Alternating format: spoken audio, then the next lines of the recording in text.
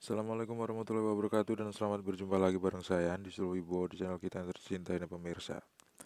Kali ini kita jumpa lagi di podcast dan saya mau ngejawab sebuah pertanyaan dari Johnson Inabui di video cara memperbaiki radio tape recorder Sony.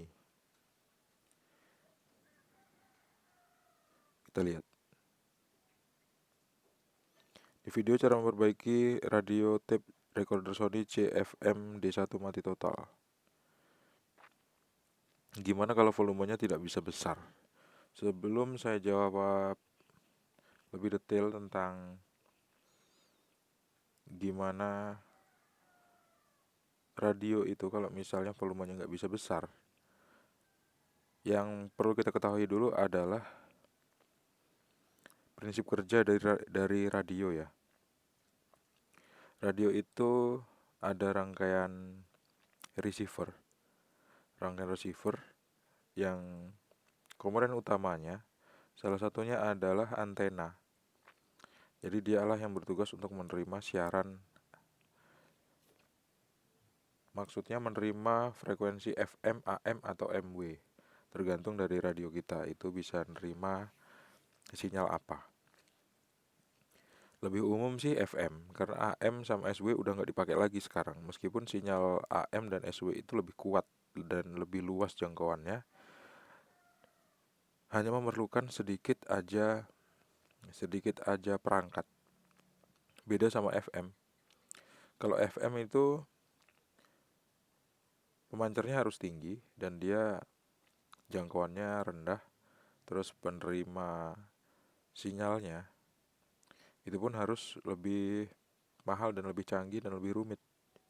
Padahal keefektivitasannya lebih jauh kalah sama SW sama AM. Kalau misalnya ada cuaca agak-agak buruk, biasanya sinyal FM itu ngaruh gitu, terpengaruh oleh cuaca.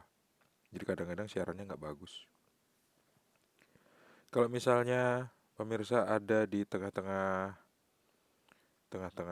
tambak udang misalnya, atau tengah-tengah hutan, di mana sinyal masih bisa nyampe ke sana. Kalau sinyal FM biasanya kalau kita terima menggunakan antena aja, antena radio, dia nggak bakal jernih. Bisa jadi suaranya hilang-hilang. Supaya lebih bagus, biasanya kita bakal tambahin kabel di antena itu. Terus kabel itu panjangnya sekitar 2 sampai 3 meter. Nah, di ujung kabel itu kita kasih panci, tutup panci, bukan pancinya ya, tutupnya. Terus kita arahkan ke arah mana gitu kira-kira sampai sinyalnya benar-benar bersih yang keterima sama radio. Maaf pemirsa agak batuk. Biasanya kalau habis makan kayak gitu. Nah, terus sinyal FM itu begitu udah diterima sama sama receiver, nanti sinyal itu bakal diolah menjadi audio. Sinyal itu bentuknya ya sinyal, dia bukan ada audionya. Nah, kemudian karena kecanggihan teknologi, sinyal FM itu dirubah menjadi audio lagi dengan rangkaian yang ada di dalam radio tadi. Supaya rangkaian itu hidup, maka harus dikasih sumber tegangan. Sumber tegangan yang paling umum digunakan adalah baterai. Kalau dulu sih baterai AAA, sekarang ini digunakan baterai BL5C biasanya, baterai cas. Biasanya baterai cas handphone, biasanya baterai cas Nokia kayak gitu itu. Itu sekarang digunakan di radio-radio FM. Dan radio yang sekarang itu modelnya kebanyakan digital.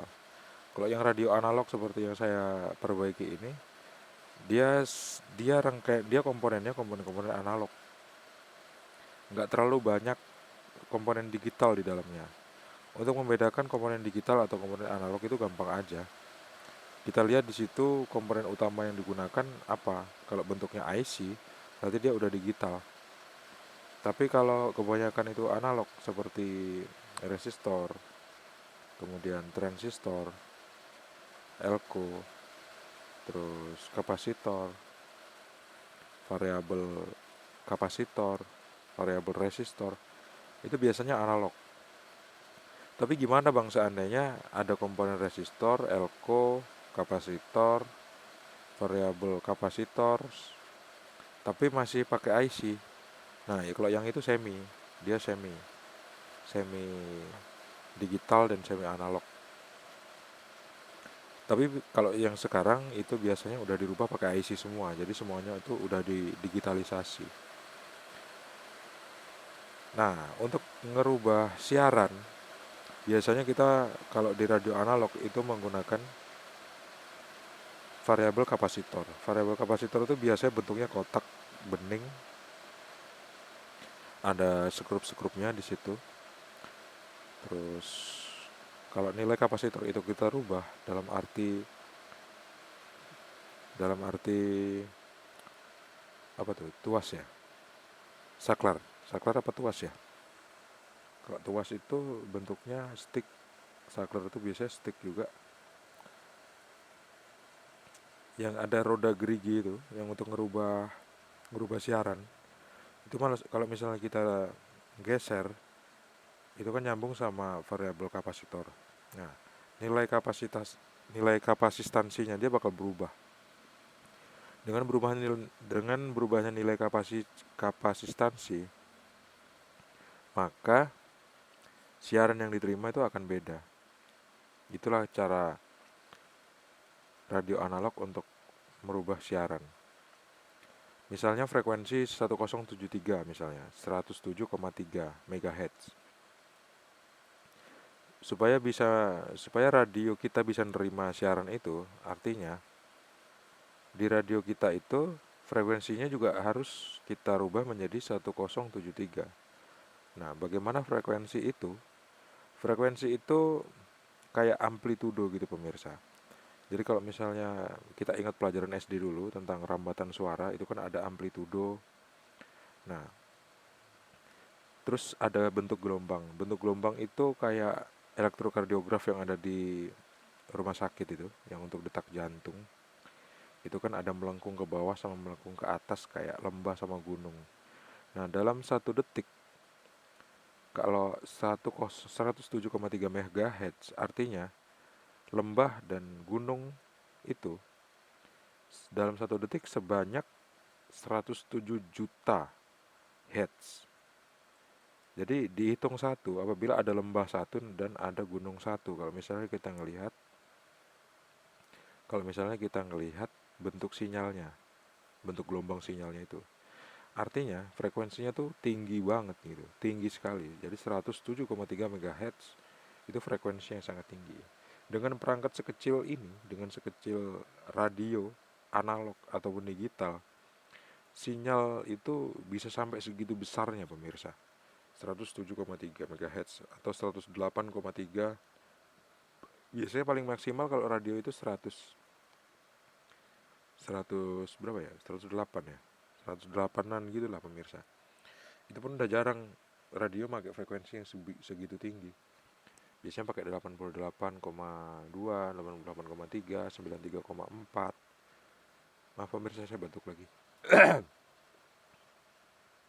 Nah, terus begitu kita udah ngerubah sinyal itu, akhirnya sinyal radio kita sama frekuensi radio kita sama frekuensi transmitter yang dipancarkan oleh pemancar radio itu sama. Nah, karena kesamaan itulah akhirnya kita bisa ngedengerin apa yang disampaikan sama penyiar di studio. Kita akhirnya bisa berinteraksi lah sama penyiar itu ya, menggunakan radio itu. Artinya kita cuma bisa dengerin, tapi kita cuma bisa dengerin apa yang dibicarakan dan apa yang diputarkan di playernya yang ada di radio itu. Nah, gimana cara membesarkan suara atau membesarkan volume?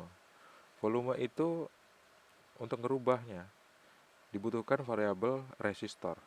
Resistor itu berfungsi sebagai tahanan, dia penghambat arus. Jadi setelah ditahan tangkap sinyalnya menggunakan variabel kapasitor, kemudian diolah lagi sinyal itu menjadi sinyal audio. Kemudian karena dia sinyalnya kecil, akhirnya kita kuatkan menggunakan variabel resistor. Nah, variabel resistor itu biasanya bisa kita akses menggunakan kayak drat gitu juga, kayak puteran gitu ya, kayak bentuk ban yang ada geriginya, yang kalau misalnya kita puter, dia suaranya bisa kecil bisa besar. Nah, itu dia nyambung, perangkat itu, maksudnya alat itu, putarannya itu dia nyambung ke variabel resistor. Apabila nilai resistor itu dirubah, maka besarnya suara itu akan berubah. Bakal ada masalah apabila volumenya nggak besar, berarti yang rusak adalah variabel resistornya. Jadi coba aja variabel resistor itu dibersihkan pakai cairan pembersih, misalnya kontak cleaner atau yang lain-lain, disemprot aja. Tenang aja dia nggak bakal rusak. Dan jangan disemprot sama semprotan WD ya, untuk membersihkan rantai motor atau baut-baut. Itu beda sama semprotan yang dipakai untuk membersihkan perangkat elektronik. Ada beberapa pemirsa yang mampir di channel Teknisi Digital yang ngeritik abis soal disemprot pakai pakai cairan itu dia bakal rusak. Dia nggak tahu gitu bahwa semprotan yang dipakai untuk membersihkan perangkat elektronik dengan semprotan yang dipakai untuk membersihkan baut itu beda. Itu udah lama banget sih komentarnya, tapi saya biarin aja karena mungkin dia memang nggak tahu ya. Semoga aja didapat hidayah.